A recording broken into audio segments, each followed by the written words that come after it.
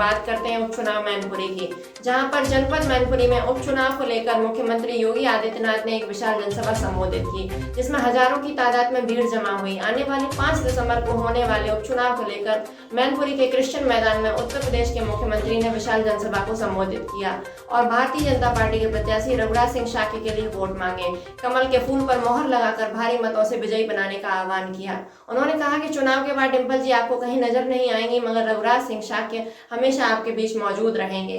इस मौके पर ठाकुर जयवीर सिंह, कैबिनेट मंत्री एसपी सिंह बघेल, प्रदीप चौहान जिला अध्यक्ष, रामनरेश अग्निहोत्री विधायक के अलावा दर्जनों विधायक मंत्री मौजूद रहे। मुख्यमंत्री ने डिंपल यादव सपा प्रत्याशी तथा सपा मुखिया अखिलेश यादव के लिए क्या कुछ कहा, ये दिखाते हैं पूरी रिपोर्ट। पावन धरा को जिसने ऋषियों, मुनियों और क्रांतिकारियों की एक लंबी श्रृंखला देश को दी, इसे कोटि कोटि नमन करते हुए मैं आप सबका हृदय से अभिनंदन करता हूं।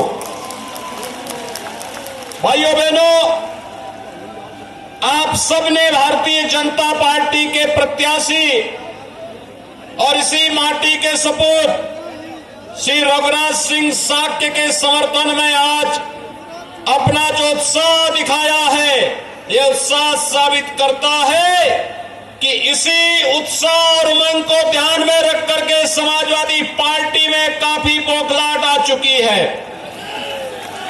भाइयों बहनों, ये तो समाजवादी पार्टी का इतिहास है। जब भी चुनाव हारती है तो उससे पहले वह बहाना बनाती है। पहले ईवीएम को, कभी इलेक्शन कमीशन को, कभी भाजपा के नेताओं को, कभी प्रशासन को, कभी पुलिस को दोषी ठहरा करके वह बहाना ढूंढ लेती है कि चुनाव के बाद जनता के सामने क्या वह मुंह दिखाएंगे। उसकी पृष्ठभूमि तैयार होती है इन बहानों के माध्यम से। लेकिन भाइयों बहनों, आज मैं आपके पास आपका आह्वान करने के लिए आया हूं। आपका यह उत्साह और उमंग मैनपुरी के लिए एक नए इतिहास को गढ़ने की ओर अग्रसर होने जा रहा है। लेकिन भाइयों बहनों, कभी भी समाजवादी पार्टी के लोग एक बार करते हैं और इसलिए अब इसका नाम तो समाजवादी रखना भी मुझे लगता है यह अपने आप में जनता को भ्रम में डालने जैसा है। इन्होंने विकास कराया होगा, अपना किया है, अपने परिवार का किया है, अपने परिवार के बाहर किसी का नहीं किया है। किसी अन्य गरीब का जिसने भी उभरने का प्रयास किया उसके साथ क्या कुछ हुआ यह हर व्यक्ति जानता है। और भाइयों बहनों, आज तो मुझे आप सबको बताते हुए एक नया रहस्य मैं आपको बता रहा हूं। ये समाजवाद, ये जेपी का समाजवाद नहीं है, डॉक्टर लोहिया का समाजवाद भी नहीं है। चचा शिवपाल तो डॉक्टर लोहिया के बारे में लिखते हैं, लेकिन उनको स्वयं नहीं मालूम होता है कि वे क्या लिख रहे हैं। उनको स्वयं नहीं मालूम है। ये समाजवाद के जो अलग अलग ब्रांड हैं वह एक खानदान में भी देखे जा सकते हैं।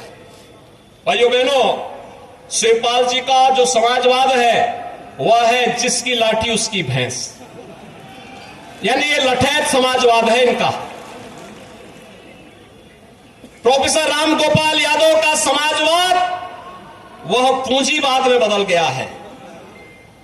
सब धरती गोपाल की, नोएडा से लेकर के फिरोजाबाद तक जो भी धरती दिखाई देती है, समाजवादी पार्टी की सरकार में उस जमीन को उन्होंने या उनके शागिर्दों ने हथियाने में कोई गुरेज नहीं की।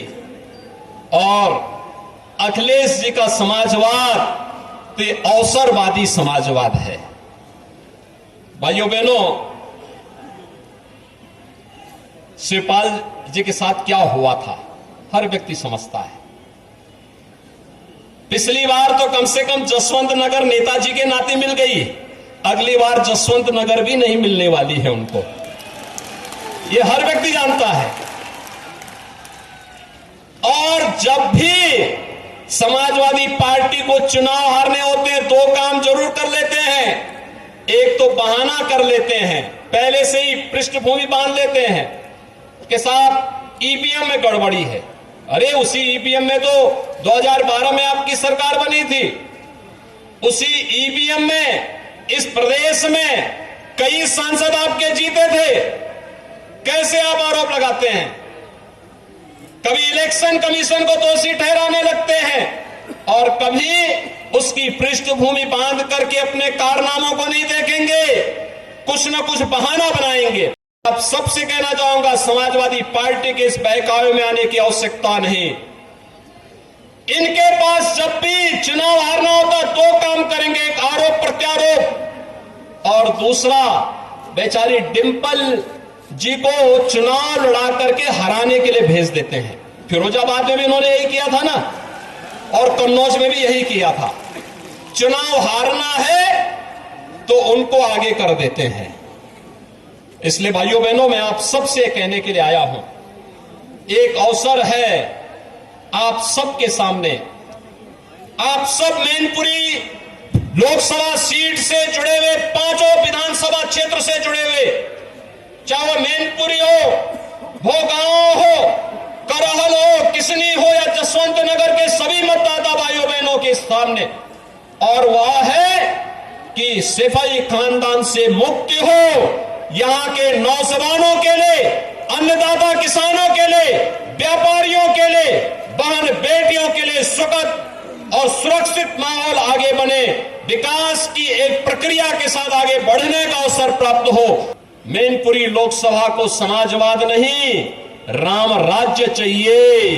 राम राज्य का मतलब जहां पर बिना भेदभाव के शासन की योजना का लाभ हर गरीब, हर नौजवान, हर किसान, हर महिला को, हर बहन बेटी को और समाज के प्रत्येक तबके को प्राप्त हो सके। राम राज्य एक ऐसी व्यवस्था है जो बिना भेदभाव के शासन की योजनाओं को हर तबके तक पहुंचाता है। यहां जाति के लिए नहीं, क्षेत्र, मत और मजहब के लिए नहीं, सबका साथ और सबके विकास के वास्तविक भाव के साथ जो कार्य कर सके वही राम राज्य का उदार और उदात्त भाव है।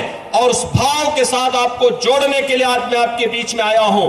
आप सबसे मेरी अपील है, 5 दिसंबर को जब निर्णायक लड़ाई लड़ेंगे, अपने अपने बूथ को संभालते हुए भारी बहुमत से भारतीय जनता पार्टी के प्रत्याशी श्री रघुराज सिंह साक्य और कमल के चुनाव चिन्ह को ध्यान में रख करके जोरदार तरीके से ईवीएम का बटन दबाइए और चुनाव की जीतने की गारंटी पाइए। इस विश्वास के साथ आप यहां पर परिवर्तन के साथ जुड़ेंगे। इस विश्वास के साथ मेरी आप सबसे अपील है, 5 दिसंबर को श्री रघुराज सिंह साक्य को भारी बहुमत से विजयी बनाने की अपील करते हुए बाकी डबल इंजन की सरकार विकास के कार्यों के साथ आपके साथ खड़ी होगी। इन शब्दों के साथ आप सबके प्रति मैं एक बार फिर से इस उत्साह के लिए हृदय से आभार व्यक्त करते हुए वाणी को देता हूं विराम। जय जय श्री राम, जय जय श्री राम, जय जय श्री राम।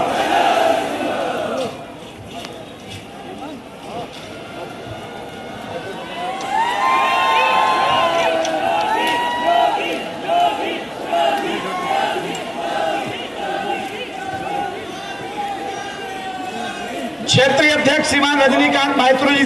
फिलहाल के लिए इतना ही। बने रहिएगा ASB न्यूज के साथ।